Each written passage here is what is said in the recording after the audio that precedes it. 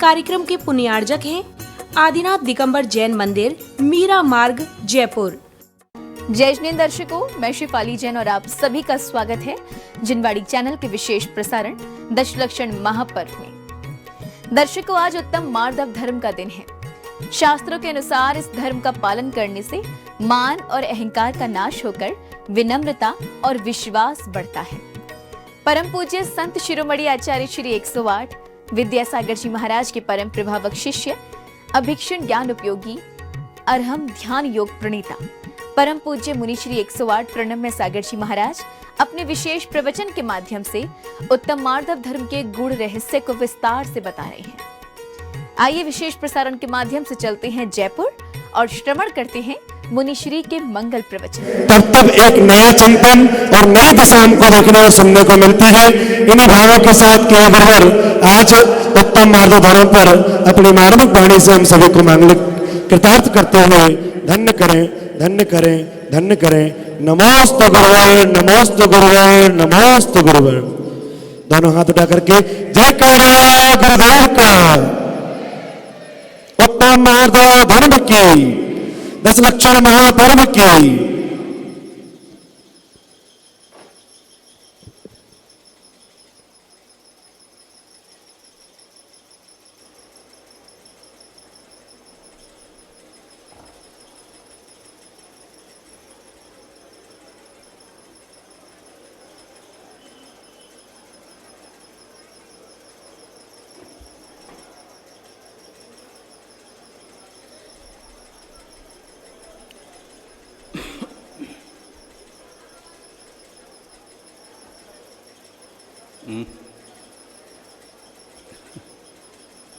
ओम अरहम नमः, ओम अरहम नमः, ओम अरहम नमः।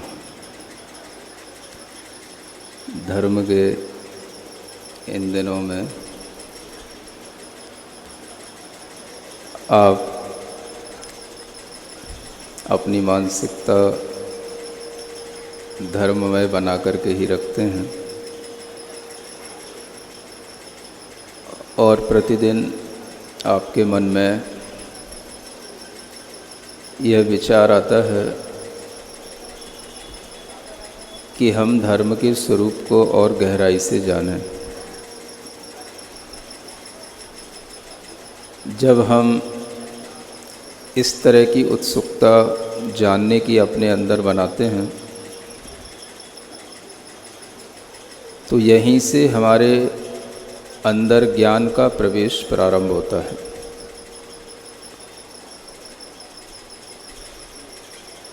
धर्म के इन दिनों में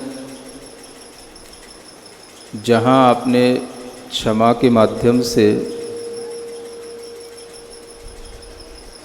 क्षमा धर्म की भी अपनी विशेषता को समझा है, क्रोध को शमन करते हुए क्षमा भाव के साथ में आगे बढ़ने का विचार किया है, वहीं पर मार्दव धर्म भी अपने आप में बहुत महत्वपूर्ण है। मन के अंदर इस मार्दव धर्म का प्रवेश पाना तभी संभव होता है जब हम अपनी मान सम्मान की भावना को नियंत्रित रखते हैं। यह मान सम्मान की भावना नियंत्रण में तभी आती है जब हम इसे पाप के रूप में देखते हैं, कसाय के रूप में देखते हैं। यह भी आप लोगों को जानना जरूरी है कि इन कसायों के अनुसार ही हमारे पापों में प्रवृत्ति होती है और यह मान कसाई भी हमारे अंदर पाप उत्पन्न करा देती है। बड़े बड़े चक्रवर्ती होते हैं, वे चक्रवर्ती भी जब राज्य पद पर प्रतिष्ठित होते हैं तो उनके अंदर भी एक मान सम्मान का भाव उत्पन्न हो ही जाता है। और ये ऐसे भाव हैं, अगर हम इसे आज के समय में कहें तो इन भावों की बहुत ज़रूरत है। धर्म और अधर्म से हमें मतलब नहीं होता, हमें मतलब होता है कौन सी चीज़ हमें खुश करती है और कौन सी चीज़ हमें नाखुश करती है। धर्म को अगर हम इस रूप में देखने लग जाते हैं कि इससे हमें खुशी नहीं मिलती, तो लोग उस धर्म को छोड़ने भी लग जाते हैं। आज जिस तरह का परिवेश हमारे सामने है, छोटी छोटी सी बातों में परेशान होने का, छोटी छोटी सी बातों में उदास होने का, छोटे छोटे से कारणों में हताश होने का एक माहौल जो हमारे सामने दिखता है, उसमें हमें धर्म की सही बात कहते हुए भी सोचना पड़ता है। व्यक्ति सबसे पहले ये चाहता है कि मुझे खुशी मिले। व्यक्ति ये नहीं चाहता कि मुझे धर्म मिले या ना मिले। सबसे पहली उसकी चाहत होती है मुझे खुशी मिले, और खुशी मिलने के लिए वह ही सब कुछ काम करता है, और उन सब कामों के माध्यम से सब कुछ करने के बाद में अगर उसकी प्रशंसा नहीं होती है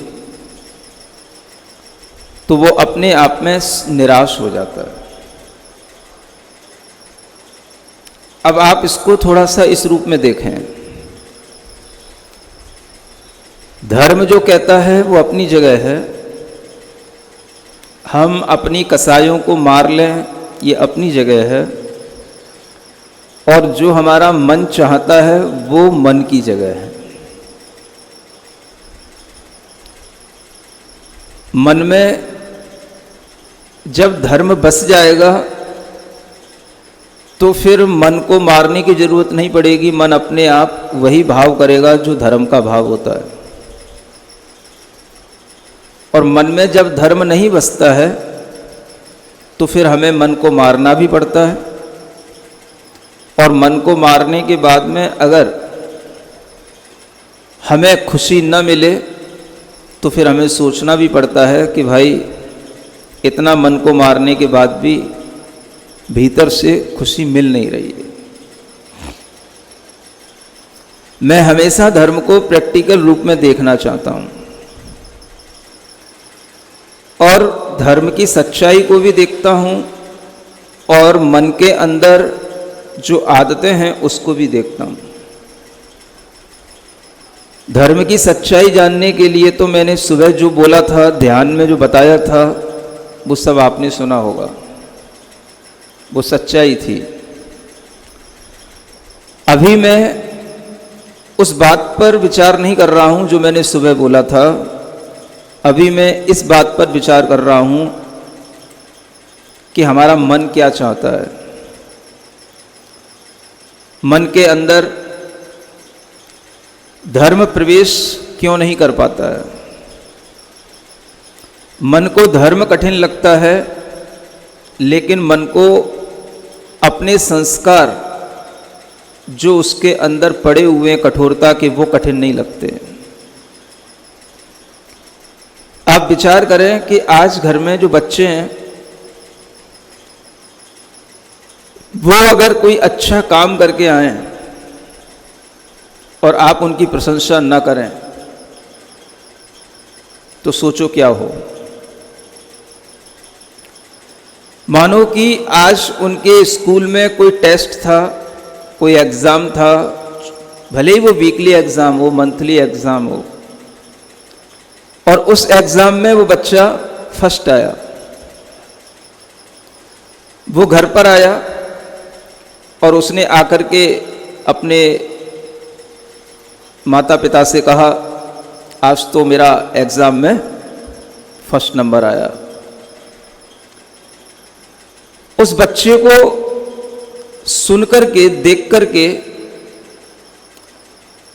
अगर आप उस बच्चे की प्रशंसा नहीं करेंगे तो बच्चा निराश हो जाएगा, और अगर आप उस बच्चे की प्रशंसा करते हैं तो बच्चे के अंदर आत्म प्रशंसा का एक भाव विकसित होने लगेगा। अब इसको हम प्रैक्टिकल रूप में समझें थोड़ा सा, क्या करना चाहिए। आपने कोई अच्छा काम किया और उस अच्छे काम को करने के बाद में आपकी किसी ने प्रशंसा नहीं की, तो आपके अंदर क्या ख्याल आता है? हमने तो इतना बड़ा काम किया, इतना अच्छा किया, और मैंने किसी से भी दो शब्द भी प्रशंसा के नहीं सुने। मैंने आखिर करके भी क्या कर लिया? आप विचार करो। मैं धर्म को आपके ऊपर थोपना नहीं चाहता। जो मुझे धर्म की सच्चाई बतानी थी वो मैं सुबह बता चुका ध्यान में। जो धर्म की सच्चाई थी बता चुका। अब मैं आपकी सच्चाई पर अभी बात कर रहा हूं, और दोनों चीजें अलग अलग हैं। धर्म की सच्चाई बताने में मैं चूक नहीं सकता, वो मेरा परम कर्तव्य है, मुझे बताना है। और आपकी सच्चाई बता करके आपको उस सच्चाई से अवगत कराना, ये भी मेरा परम कर्तव्य है। और इसीलिए शायद मुझे दो टाइम मिले हैं। एक टाइम में मैं धर्म की सच्चाई बताऊं और एक टाइम में मैं आपकी सच्चाई बताऊं। तो हम अब अपनी सच्चाई पर आए हैं। हमारे अंदर हम कहते तो जरूर हैं कि हमें मान कसाई नहीं करनी चाहिए, हमें कोई आत्म प्रशंसा के भाव नहीं रखने चाहिए, लेकिन वह आत्म प्रशंसा के बिना हमारे अंदर क्या अपने आप कोई मोटिवेशन आता है? ये सोचने की बात है। अगर आपने घर में अच्छा भोजन बनाया और ये सोच करके बनाया, चलो आज घर में हम इसलिए अच्छा बनाते हैं, आज घर के लोग खुश होंगे, इनको खुश करने के लिए कोई अच्छी डिश बनाते हैं। कोई आपने मिष्ठान बनाया, या आपने वो पानी वाला बतासा बनाया, या आपने कोई समोसा बनाया या टिक्की बनाई, कुछ भी बनाया, और थोड़ी सी चाट बनाई, चलो आज घर के लोग, बच्चे, पति, जो भी घर में मेंबर है, सब खुश होंगे। मान के चलो आपने सब अच्छा बनाया और सब चुपचाप खा के चले गए।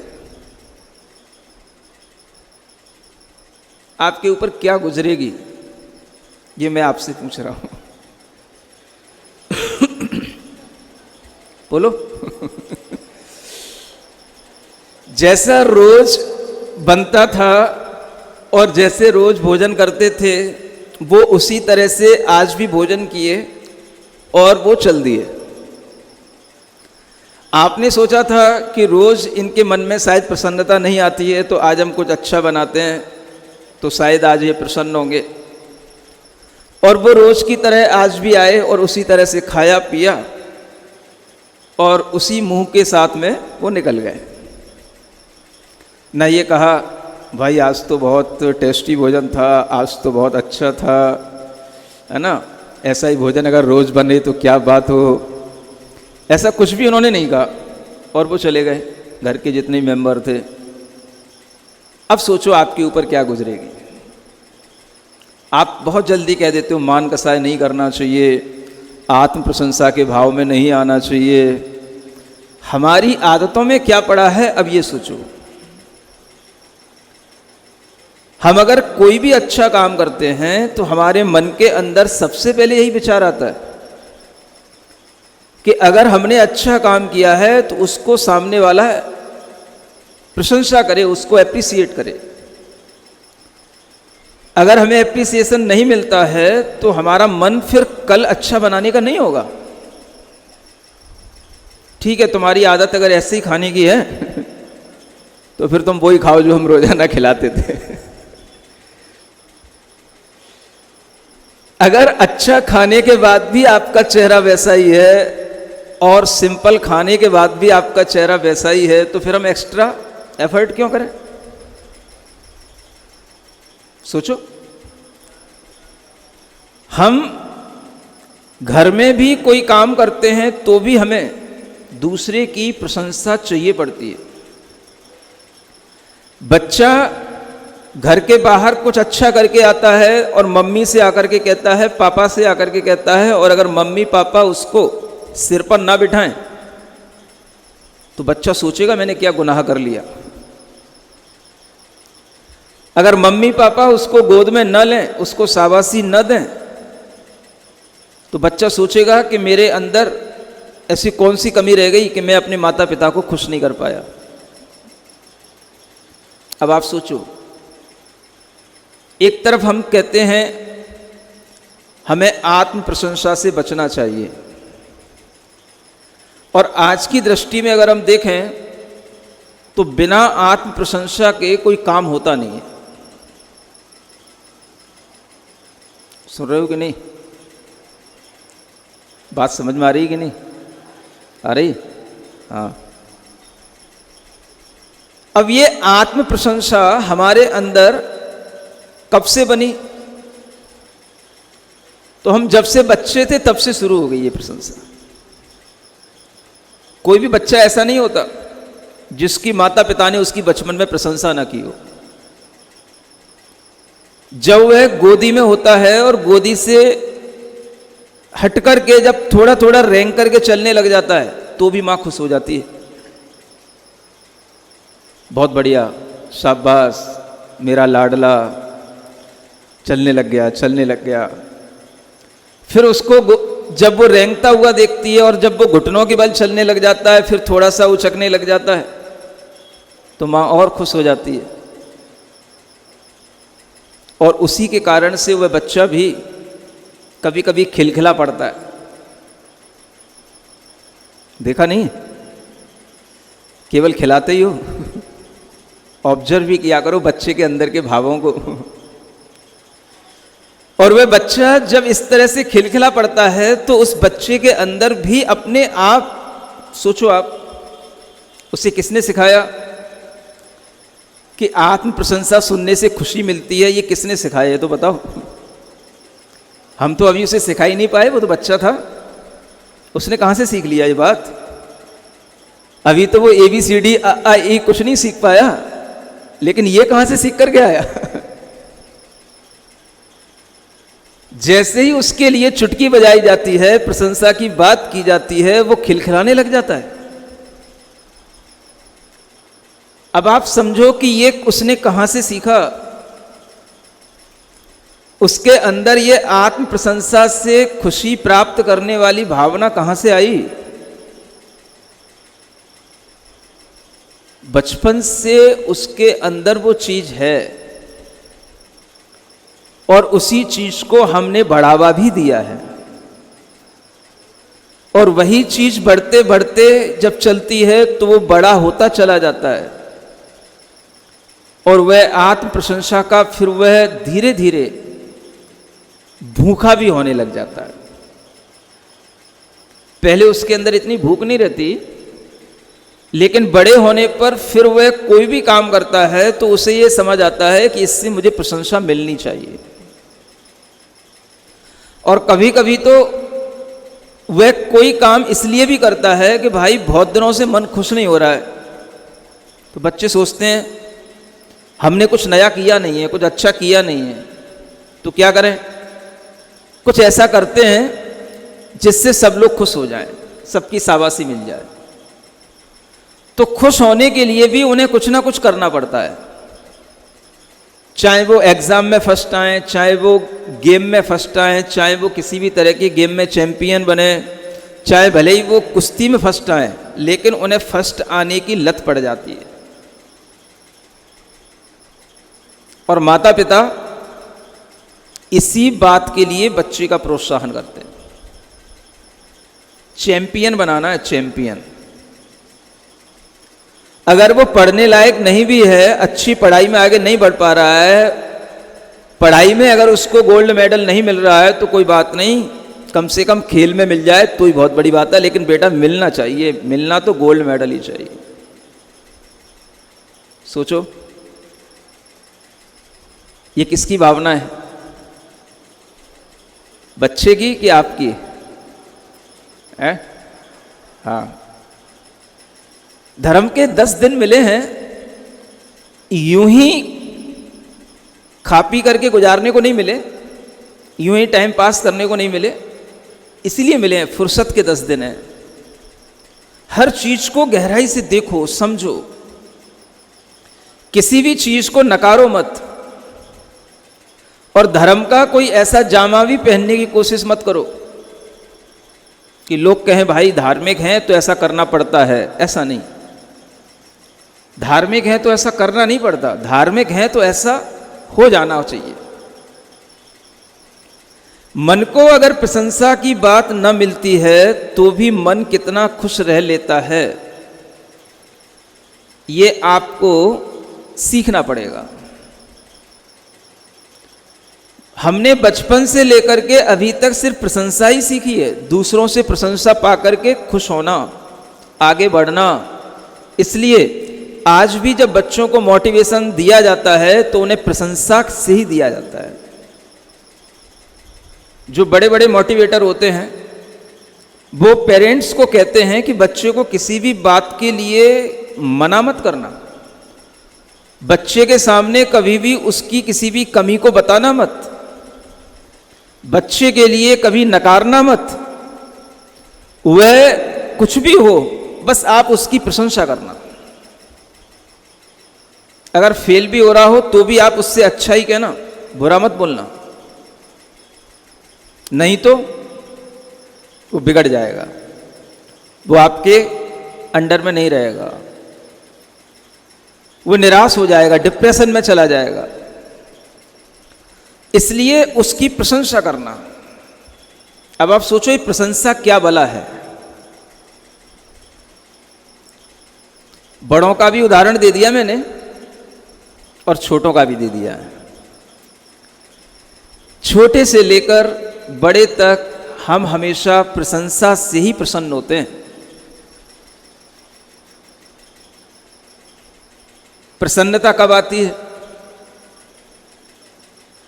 जब कोई हमारे लिए नाम लेता है, कोई जब हमारा नाम लेकर के बुलाता है, कोई जब हमारे किसी कार्यों की बड़ाई करता है, तब हमारे अंदर प्रसन्नता आती है। प्रशंसा से प्रसन्नता आती है। और इसी प्रसन्नता को बनाए रखने के लिए आपको प्रशंसा को भी स्वीकार करना पड़ता है। अब आप अपने अतीत में झांको थोड़ा सा, कब से आपने कोई अच्छा काम नहीं किया, कब से आपको प्रसन्नता नहीं मिली, कब से आपकी किसी ने प्रशंसा नहीं की, देखो जरा। याद आ रहा है कुछ? कई बार ऐसा लगता है जीना बिल्कुल बेकार सा लग रहा है, बोर हो रहे हैं। क्यों हो रहे हैं जानते हो? इसी कारण से हो रहा है, और कोई कारण नहीं होता। प्रशंसा किसी की जब नहीं मिलती है तो व्यक्ति के अंदर की प्रसन्नता जाने लगती है।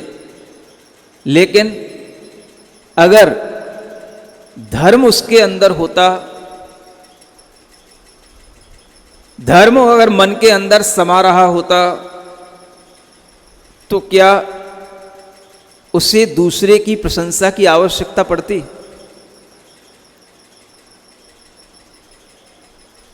मार्दव धर्म, आचार्य महाराज कहते थे, जिन्होंने मन को मार दो उन्हीं के लिए मार्दव धर्म आ गो। समझ आ रहा ना? मार दो माने मार दो। अब ये मन को मार दो, क्या कहने से कैसे मार दो? हम कैसे मन को मार सकते हैं जब हम पूरी प्रशंसा में ही अपना जीवन गुजारते आए हैं और बिना प्रशंसा के हम कितना भी कुछ करें अपने मन को प्रसन्न नहीं रख सकते, तो मार्दव धर्म हमारे अंदर कैसे प्रविष्ट हो रहा है ये हमें विचारणीय है। सुन रहे हैं ना आप लोग? इसलिए आपके समक्ष ये बात रखी जा रही है कि मन की प्रसन्नता दूसरे की प्रशंसा से आती है और ये बात सबके अंदर समाहित रहती है, चाहे वो छोटा हो चाहे बड़ा हो। हाँ, मैं अभी उस बात पे भी आ रहा हूं। चाहे छोटा हो चाहे बड़ा हो, चाहे संत हो चाहे फकीर हो समझ आ रहा?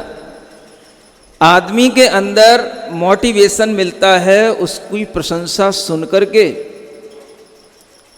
यहां तक कि बड़े बड़े चक्रवर्ती होते हैं, राजा होते हैं, उन्हें भी अपनी मन के अंदर की इस प्रसन्नता को बनाए रखने के लिए कहीं ना कहीं प्रशंसा सुननी पड़ती है, बड़े बड़े चक्रवर्तियों को भी। अगर आप इसका संबंध सम्यक दर्शन से जोड़ते हैं तो मैं ये बात बिल्कुल नहीं मानता। कुछ पढ़े लिखे लोग कह सकते हैं सम्यक दृष्टि जीव के अंदर मृदुता रहती है, मार्दव धर्म रहता है। मैं नहीं मानता इस बात। ऐसे सम्यक दृष्टि जीव जिनके अंदर क्षायिक सम्यक दर्शन है, उन जीवों में भी ये देखने को मिलता है कि उन्हें भी अपनी प्रशस्तियां लिखनी पड़ती हैं, लिखवानी पड़ती हैं। उन्हें भी अपने अहंकार को बनाए रखना पड़ता है, उन्हें भी अपने मन के अंदर इसी तरह से प्रसन्नता लानी पड़ती है। भरत चक्रवर्ती एक ऐसे ही चक्रवर्ती थे। आप सोचो, हर कोई उनसे कह रहा है कि आप हमारे स्वामी हैं, आप हमारे राजा हैं, आपसे बढ़कर के कोई भी इस संसार में राजपुरुष नहीं है, आपसे बढ़कर के कोई भी यहां पर पुण्यशाली नहीं है, आपसे बढ़कर के कोई भी ऐसा नहीं है जो सार्वभौमिक रूप से एकमात्र राजा हो, आप ही हैं। इतनी प्रशंसा सुनने के बाद भी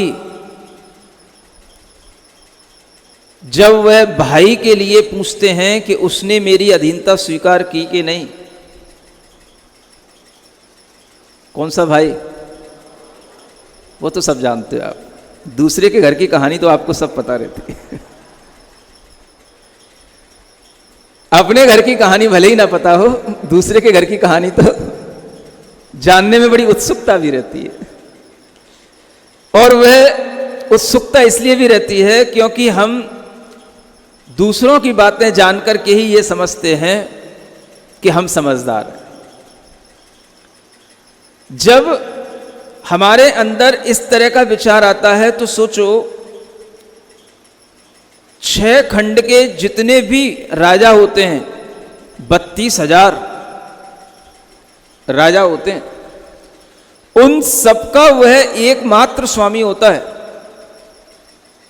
और अगर उनमें से एक राजा, मान लो बाहुबली, उनके चरणों में नहीं झुक रहा है तो क्या फर्क पड़ रहा है? सुनते हो कि नहीं? सब तो मान रहे हैं ना, आप राजा हैं, आप हमारे स्वामी हैं, मैंने आपकी दासता स्वीकार कर ली है, मैं आपके राज्य का ही एकमात्र सेवक हूं, सबने मान लिया। बस किसने नहीं माना? बाहुबली ने नहीं माना। और जब बाहुबली ने नहीं माना तो आप सोचो भरत के अंदर क्या होने लगा। एक और बड़ी दिक्कत की बात है, कोई अगर अपरिचित व्यक्ति अपनी बात ना माने तो फिर भी इतना गुस्सा नहीं आता। कोई अपने निकट का ही परिचित हो और अपने घर का हो और वो बात ना माने, सोचना कितना गुस्सा आता है। अपरिचित व्यक्ति अगर अपने को सम्मान न दे तो इतना फर्क नहीं पड़ता, लेकिन अपने ही घर का व्यक्ति, परिचित व्यक्ति अपने को सम्मान न दे तो सोचना कितना फर्क पड़ता है। क्योंकि अपरिचित से तो हमें अपेक्षा है ही नहीं, हमें अपेक्षा तो अपने परिचितों से, जो हमें जानते हैं, निकट से जानते हैं। तो हमारे अंदर वह सम्मान का भाव, मान का भाव तब और बढ़ जाता है जब सामने वाला हमें उस तरह का सम्मान नहीं देता। तो हमारे मन में आता है कि आखिर ऐसा क्या हो गया कि ये मुझे सम्मान नहीं दे रहा है। सारे लोग, सारी प्रजा, सारे राजा सब भरत के अधीन हैं, एक को छोड़कर, और वह अपरिचित नहीं है। कौन है? मलेच्छ खंड का राजा होता तो चल जाता, थोड़ा विद्याधरों का भी राजा होता है, विजयार्थ की श्रेणियों का, तो भी चल जाता। लेकिन अपने ही घर में, अपनी ही अयोध्या में रहने वाला, अपने ही सहोदर, अपने ही पिता के एक ही संतानों में उत्पन्न होने वाला अपना ही भाई, और अपनी बात न माने, चाहे सम्यक दृष्टि हो चाहे मिथ्या दृष्टि हो, कहानी सबकी कसाईयों के मामले में एक ही रहती है। इसलिए सम्यक दर्शन की ज्यादा बड़ाई मत किया करो, कसाईयों को जीतने की बात किया करो। कसाई अगर जीत लोगे तो सम्यक दर्शन भी आ जाएगा, और केवल सम्यक दर्शन की बात करते करते अगर आपके अंदर कुछ जीता नहीं गया तो कसाई बढ़ जाएगी। हो सकता है कि वो सम्यक दर्शन भी आपके लिए कसाई का कारण बन जाए। मैं तो कहता हूं सम्यक दर्शन ऐसा होता है, और ये कहते हैं सम्यक दर्शन ऐसा नहीं होता, ऐसा होता है। वो भी कसाई का कारण बन सकता है। इसलिए आपको ये चिंता नहीं करनी चाहिए। कई लोग पूछते हैं, कल ही पूछा था ना हमसे, मैं सम्यक दृष्टि हूं, कैसे पता पड़ेगा? अरे भाई, इतने अहंकार वैसे ही पड़े हुए हैं, एक और नया अहंकार क्यों अपने सिर पर रख रहे हो? हा? भाई पढ़ो, लिखो, देखो, समझो चीजें। एक नया अहंकार अपने सिर पर और क्यों चढ़ा रहे हो? कितने अहंकार अपने सिर पर चढ़े हुए हैं? सुबह 1 घंटा बताया था, सिर्फ उन्हीं अहंकारों की लिस्ट बताता रहा था। अब एक नया अहंकार और अगर तुम्हें पता पड़ जाए कि तुम सम्यक दृष्टि हो, तो फिर तुम तो 7वें आसमान को छुओगे, फिर धरती पे कहां रहोगे तुम? फिर तो तुम किसी से सीधे मुंह बात ही क्यों करोगे? बोले ये तो सब क्या मिथ्या दृष्टि, ये तो सब क्या अधार्मिक लोग हैं, अज्ञानी लोग हैं। मैं सम्यक दृष्टि हूं, मेरे पैर पड़ो। तो इस तरह के प्रश्न अगर आपके अंदर उत्पन्न होते हैं तो मैं समझता हूं आप भी उसी लाइन पर चल रहे हैं, और अभी आपके अंदर कुछ नया नहीं आ रहा है। मैं सम्यक दृष्टि हूं कि नहीं, क्या जरूरत है एक नया अहंकार और पालने की? बस इतना ही हमें प्रयोजन होना चाहिए कि मेरे अंदर मान कसाई कम हुई कि नहीं। अगर सम्यक दृष्टि होने के बाद भी मान कसाई बढ़ती है तो सम्यक दर्शन होने का प्रयोजन क्या?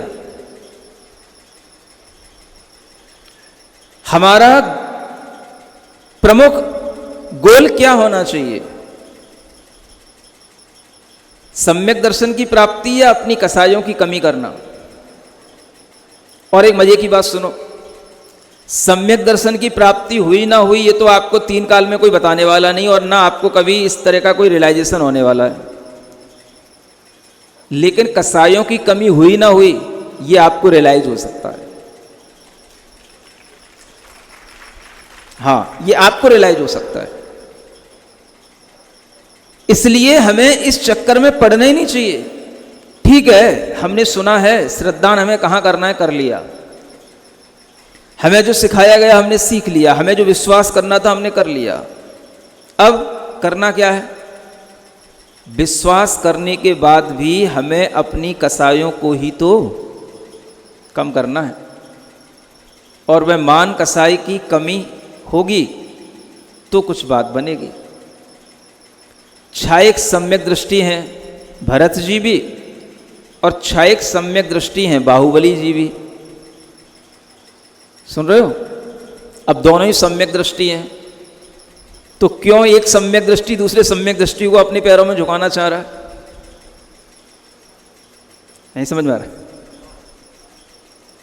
जब दोनों ही बराबर के हैं भीतर से और बाहर से, ठीक है, आप चक्रवर्ती बनकर के आ रहे थे, आ जाओ। चक्रवर्ती बनकर के आपको अपने राज सिंहासन पर बैठना था, बैठ जाओ, हमें कोई मतलब नहीं है आपसे। आप दुनिया के लिए चक्रवर्ती होंगे, हमारे लिए तो कुछ नहीं है। हमारे लिए तो आप एक इतना ही है, आदिनाथ भगवान के पुत्र हैं, तुम भी हो, मैं भी हूं। और अगर हम कह भी दें कि हाँ चक्रवर्ती हो तो ठीक है, हम आपकी प्रशंसा भी कर देंगे, लेकिन आप अगर यूं कह रहे हो कि मुझे स्वीकार करो और मेरा राज्य भी अगर आप हड़पना चाह रहे हो और फिर मुझे अपना राज्य लौटा करके मेरे ऊपर एहसान करना चाह रहे हो, तो ये तो बात मेरे लिए गवारा नहीं है। और बड़े बड़े लोगों के साथ यही होता है। चक्रवर्ती को ऐसा नहीं है कि बाहुबली का राज्य चाहिए था, राज्य तो बहुत था, बस इतना सुनना था, हां मैं भी आपको चक्रवर्ती मानता हूं, आप भी मेरे राजा हैं, मेरे स्वामी हैं, बस इतना सुनना था और कुछ नहीं था। राज्य की तो कमी थी नहीं भरत के पास में, 6 खंड जीत करके आए थे, एक पोदनपुर का राज्य उनको मिला था ले दे करके, नहीं मिलता एक पोदनपुर तो क्या फर्क पड़ रहा था उनको। और बड़े राजाओं के लिए इससे कोई फर्क नहीं पड़ता, वो जहां के जो राजा होते हैं वो उन्हीं राजाओं को अपने अंडर में करके उन्हीं का राज्य फिर वापस भी दे देते हैं, बोले तुम वहीं रहो। लेकिन कहना क्या, पार्टी किसकी, हाँ बस झंडा हमारा लगाना, बस रहो अपने राज्य में रहो, पोदनपुर का राज्य करो, कोई इनका राज्य करो, कोई दिक्कत नहीं है। लेकिन करना क्या है, बस इतना कहना हमारा स्वामी कौन, बस इतना ही कहना है आपको, कुछ नहीं करना। आप जहां के राजा हो वहीं बने रहो। कहना क्या है आपको, हमारा स्वामी कौन, भरत चक्रवर्ती, बस। सुन रहे हो? हाँ, विचार करो। ये भी एक प्रशंसा ही है, ये भी एक शब्द ही है, और इस शब्द ने कितना बड़ा हंगामा कर दिया, तहलका मचा दिया, 3 लोक में क्षोभ पैदा कर दिया। तहलका फिल्म ने क्या इतना तहलका नहीं मचाया होगा जितना इन दोनों भाइयों ने हंगामा मचा दिया। और उस हंगामे की वजह क्या थी, सिर्फ इतनी सी वजह थी, बाहुबली इतना कहने को तैयार नहीं थे कि हां आप हमारे स्वामी हो, और उनको बस इतना ही सुनना था कि हां मैं आपके राज्य का राजा हूं, बस आप इतना कह दो तो बस मेरा काम पूरा हो जाएगा। और ये बात बाहुबली ने अंत तक नहीं बोली, क्योंकि बाहुबली का सोचना था, नहीं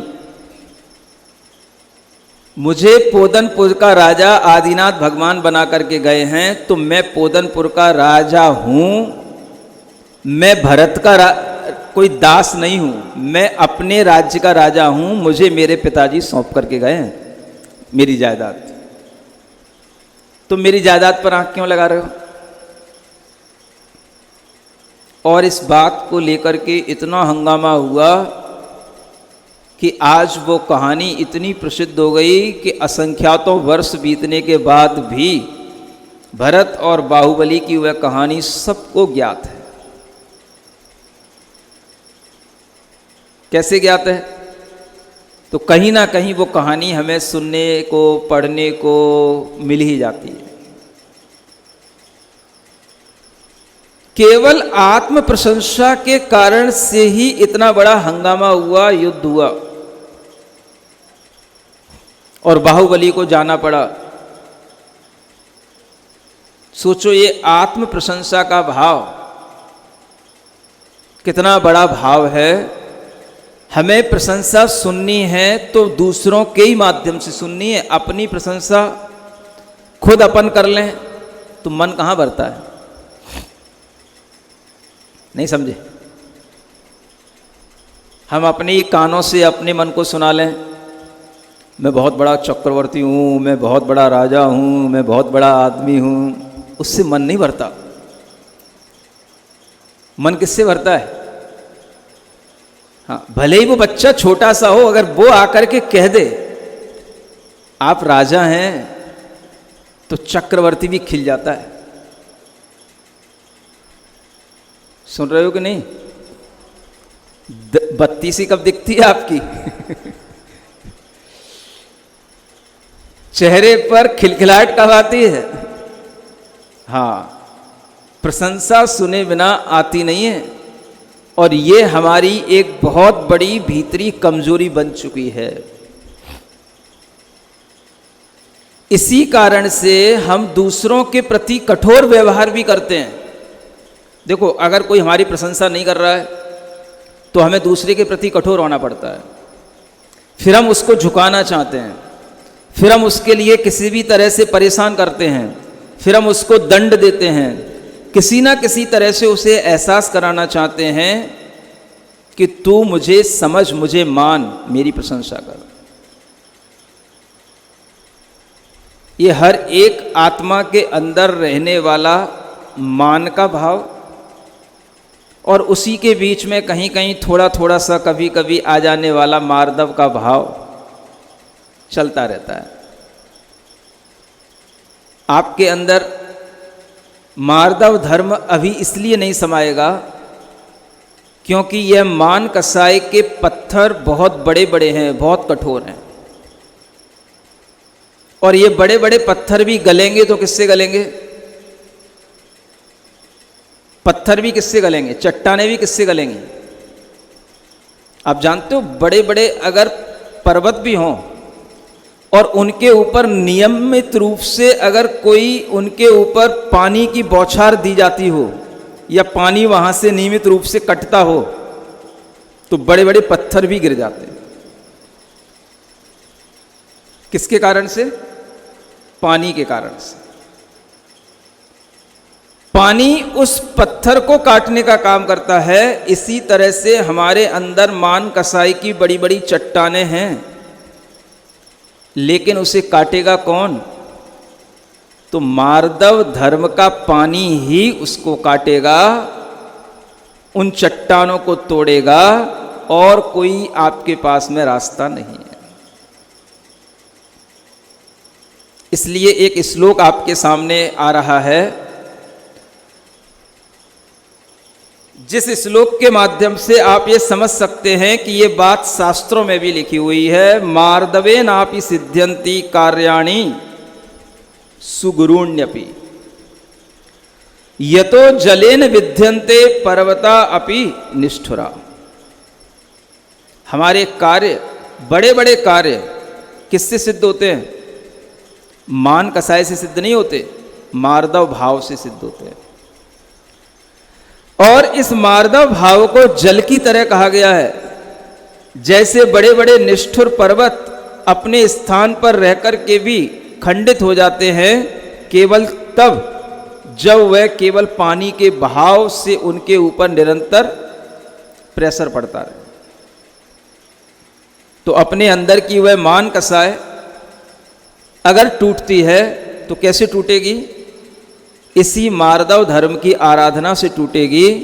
इसलिए मान कसाय को अपनी जगह रहने दो और मार्दव धर्म का जल बहाते रहो। जब टूटेगी तब टूटेगी। किस जन्म में टूटेगी नहीं कह सकते, लेकिन इस धर्म के जल को सुखाओ मत, इसको बहने दो। मार्दव धर्म का प्रवाह बना रहने दो। इसलिए हर साल की तरह इस साल भी मार्दव धर्म को अपनाओ और अगली साल फिर अपनाना। नहीं समझ में आ रहा है? और अगर बन सके तो रोजाना अपना लेना। रोजाना कैसे अपनाओगे? इसके लिए भी आपके अंदर कोई ना कोई संस्कार पड़ना चाहिए, और वह संस्कार भी आपके अंदर डालने की कोशिश की जा रही है। जो आपको ध्यान कराया जा रहा है, जाप कराई जा रही है, ये उसी संस्कार के लिए है कि हम ये माने कि हमारे अंदर वह मार्दव धर्म की धारा बहती रहे। तो कैसे बहेगी? जब हम इस तरह से अपने ध्यान भाव में आते रहें। इसलिए मान चाह सम्मान में सुन अन से प्रशंस, तू खुद को माने बड़ो मार्दव का नहीं अंश। एक दोहा आपके सामने आ रहा है। ये दोहे और ये जो छंद आपको दिखाए जा रहे हैं, इन्हें आपको याद रखना है। 8 दिन बाद जब परीक्षा होगी तो उसमें ये दोहे और ये छंदों से कुछ भी पूछा जा सकेगा। और जो शिविरार्थी हैं वो नियम से परीक्षा देते ही हैं और देंगे। कल भी जो 2 चीजें बताई थी, एक दोहा और एक संस्कृत का छंद, उसको भी याद रखना। और वह दोनों चीजें अगर आपने कल नोट नहीं कर पाई हो तो यहाँ के लोगों से कहना कि वो आज फिर दिखा दें, फिर सुना दें। आपके लिए जो भी प्रवचनांश नोट करने में आ रहा है वो भी आपके परीक्षा का विषय बनेगा। और आपको इस तरह से लास्ट में 8वें दिन 9वें दिन ये परीक्षा देनी है, जिसमें आपको सिर्फ धर्म के बारे में ही पूछा जाएगा जो अभी इस क्लास में बताया जा रहा है।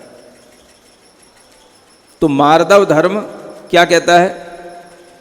हम अपने मान सम्मान में दूसरों की प्रशंसा सुनकर के प्रशंसित न हो, ये मार्दव धर्म कहता है। अब जब जब आपके सामने यह कार्य आए और आप अपने मन को थोड़ा सा संभाल पाएं और बिना प्रशंसा के भी खुश रख पाएं तो बड़ी बात होगी। क्या सुना? कई लोग कहते हैं हम प्रशंसा चाह नहीं रहे हैं, वो हमारी प्रशंसा कर रहे हैं। ये कहना भी परम सत्य है क्या? है? मुझे तो नहीं लगता। प्रशंसा से अपने मन में प्रसन्नता आती है। सामने वाला प्रशंसा कर रहा है तो आती है, और नहीं करे तो भी क्या वो प्रसन्नता बनी रहती है? अगर वो प्रसन्नता उसकी उस प्रशंसा के बिना भी बनी रहे तो मैं कहूंगा कि हाँ, आप प्रशंसा नहीं चाह रहे। इसलिए मैंने बात शुरू की थी छोटे से बच्चे को लेकर के, क्योंकि छोटे से बच्चे से ही हमने उसके अंदर ये संस्कार डाले हैं। वो खुश कब होता है? प्रशंसा से खुश होता है, और यही संस्कार उसका बढ़ता चला जाता है। बड़े होने तक भी हम उसके लिए यही करते हैं। प्रशंसा तभी करेंगे जब वो हमारा मनचाहा काम करेगा, और हम अपना मनचाहा काम करवाने के लिए उसके ऊपर प्रेशर डालते हैं। तब हम उसकी प्रशंसा करेंगे, और उसकी प्रशंसा करेंगे तभी जो है वो आगे बढ़ेगा। ये हमने एक फंडा सीख रखा है। इसलिए बच्चों की प्रशंसा भी शायद तब की जाती है जब हमें उन्हें उस क्षेत्र में आगे बढ़ाना होता है। सोचना, आप विचार करना, ये मनोविज्ञान है। अगर बच्चे के अंदर ये संस्कार पड़ गया तो जीवन भर वह हर काम करेगा, लेकिन किसके लिए करेगा? मान बढ़ाई के लिए करेगा, प्रशंसा सुनने के लिए करेगा। और कई बार ऐसा हो जाता है, बच्चे कहते हैं मैंने माता पिता के कहने से ऐसा किया, मेरा मन नहीं था। हाँ, मैंने माता पिता के प्रशंसा सुनने के लिए या उन्हें प्रसन्न करने के लिए ऐसा किया, मेरा अपना कोई ऐसा उद्देश्य नहीं था। और ये कहते हुए भी बच्चे सुने जाते हैं। इसका मतलब ही होता है कि माता पिता हमेशा बच्चों के ऊपर प्रेशर डालते हैं और उन्हें उसी काम को आगे बढ़ाने के लिए तभी प्रशंसा करते हैं जब वो उनके मन के चाहे अनुसार काम करता चला जाता है। अब आप सोचो कि यह प्रशंसा का भाव अगर दृढ़ होता चला जाता है तो फिर हम कभी भी मार्दव धर्म के जल का प्रवाह अपने अंदर महसूस नहीं कर सकते। मार्दव धर्म का प्रभाव होगा तो उसके लिए भी कहीं प्रवाहित होने के लिए थोड़ी सी जगह चाहिए पड़ेगी। वो जगह कहाँ से मिलेगी? सब जगह अगर मान लो पत्थर पत्थर पत्थर पत्थर पड़े हैं, सब जगह बड़े बड़े बुलडोजर पड़े हैं, तो जल के प्रवाह के लिए भी कहीं जगह मिले,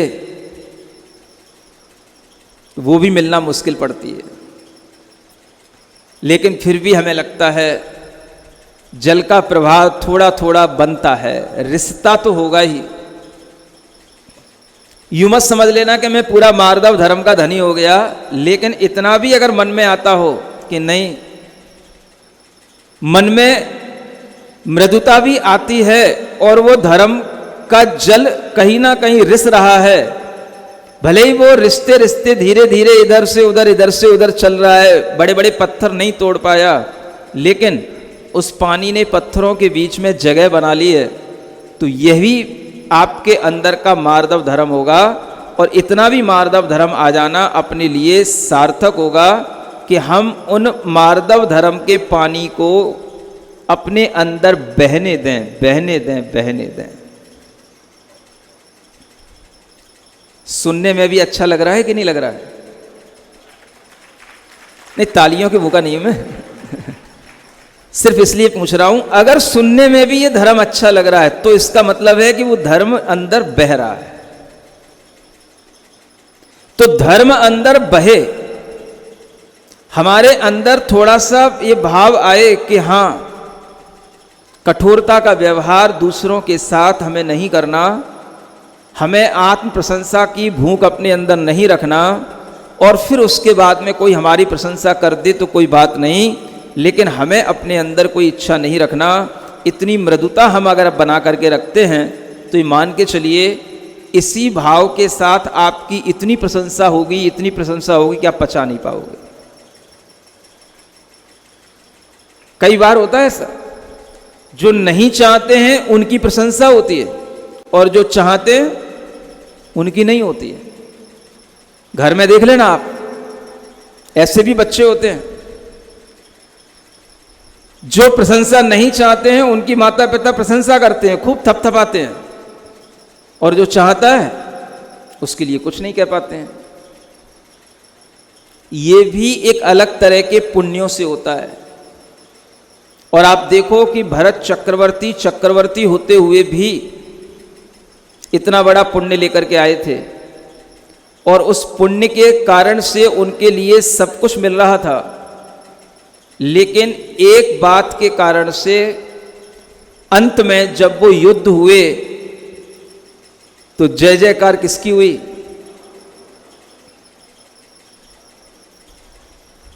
क्यों? क्योंकि वो चाह नहीं रहे थे और वो चाह रहे थे, बस इतनी सी बात होती है। इसलिए हर चीज चाहने से नहीं मिलती, अपने अंदर बस काम करने का एक भाव होना चाहिए। हमें अच्छे काम करना है, प्रशंसा कोई मेरी करे या ना करे तो अपने आप आपको प्रशंसा भी मिलती जाएगी, और उसकी अगर आप चाहत रखेंगे तो आपके अच्छे काम में भी बट्टा लगता चला जाएगा, और आप कहीं ना कहीं फिर अपने अंदर मार्दव धर्म का जल प्रवाह रोक लेंगे और अपने अंदर कठोरता महसूस करेंगे। एक भाई भाई के प्रति भी कितना कठोर हो सकता है। सोचो कि वह सामने वाले भाई को, छोटे भी भाई को युद्ध करने के लिए ललकार सकता है, उससे युद्ध कर सकता है, उसके लिए किसी भी तरह से मारने का भी प्रयास कर सकता है। ये कितनी बड़ी कठोरता है मन की। एक भाई भाई को मारने के लिए चक्कर चला दे। समझ पा रहे हो कि नहीं? हाँ। और हम कहते हैं सम्यक दर्शन होता है तो धर्म अपने आप आ जाता है। कहां से आ जाता है भाई? सम्यक दर्शन तो हो चुका, मृदुता अपने आप में एक अलग धर्म है और ये धर्म गृहस्थी में बड़ा मुश्किल है और मुनि महाराजों के लिए भी मुश्किल है। फिर सरल किसके लिए है? सरल उसी के लिए है, चाहे वो गृहस्थ हो चाहे मुनि महाराज हो, अच्छे काम करने के बाद भी उस काम के माध्यम से मुझे प्रशंसा मिले न मिले, बस इतना सा भाव रखेंगे तो गृहस्थ के लिए भी सरल है और मुनि महाराज के लिए भी सरल है। तो धर्म का प्रवाह हमेशा बना रहेगा और जहां ये भाव आता है वहीं पर उस धर्म का प्रभाव सूख जाता है, मृदुता कठोरता में बदल जाती है। इसलिए दर्शकों, विशेष हम प्रसारण सभी के लोग माध्यम से आप देख रहे थे राजस्थान के जयपुर में दशलक्षण पर्व के अवसर पर पूज्य मुनिश्री प्रणम्य सागर जी महाराज की विशेष प्रवचन, जिसमें आज मुनिश्री ने श्रावक श्रेष्ठियों को उत्तम मार्दव धर्म के संदर्भ में विस्तार से बताया। अब समय है आपसे विदा लेने का, मुझे दीजिए आज्ञा। आप देखते रहिए जिनवाड़ी चैनल।